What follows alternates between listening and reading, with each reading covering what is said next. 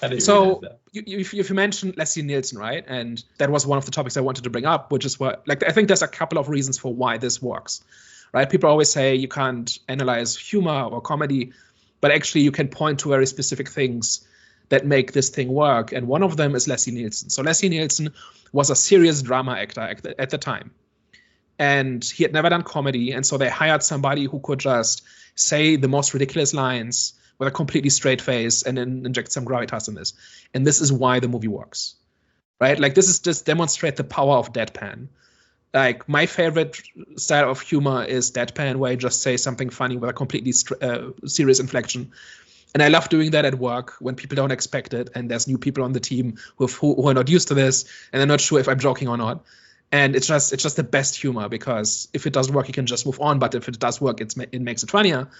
And this movie basically invented this, right? Or at least, like, after this, Leslie Nielsen had like 10 more movies like this. Not all of them nearly as good, but his entire thing is just saying just the most ridiculous lines with a straight face, right? This movie is made so much better by the fact that he just, like everybody in this is deadpan, but Leslie Nielsen is leading the pack. He's the most serious. He's just a serious actor saying serious lines, but it's stuff like "Don't call me Shirley." The fact that he's like a doctor in it is that like someone that you're meant to take seriously as well, kind of adds to that level of sort of seriousness in sort of the delivery and seriousness in terms of like how you're meant to sort of take him in this movie, but he's still like delivering such good lines throughout.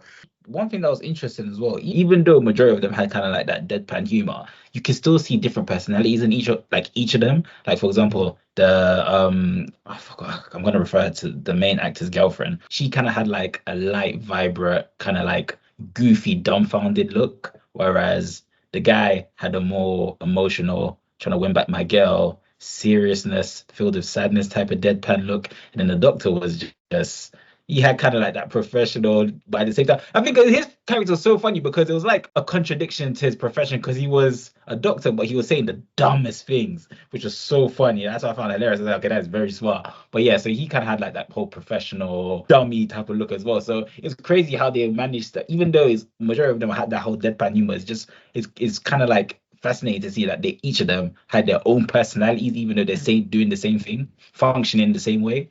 So yeah. They're all serious, right? Nobody cracks a smile, nobody winks at the camera, right? But also, nobody ever breaks character, as far as I could tell. A lot of the time, these comedies will throw out what we know about the characters or the situation or whatever just to make a joke, and it doesn't fit into what's going on at all. And I think there's a fine line here. Like, there's surreal stuff in this. It always keeps one foot on the ground, I think. It still has something to do with what's going on. So I think one of the things where other comedies fall apart for me is when they become completely untethered to any kind of plot or groundedness. And this one manages to always kind of strike that balance, like almost always, I think.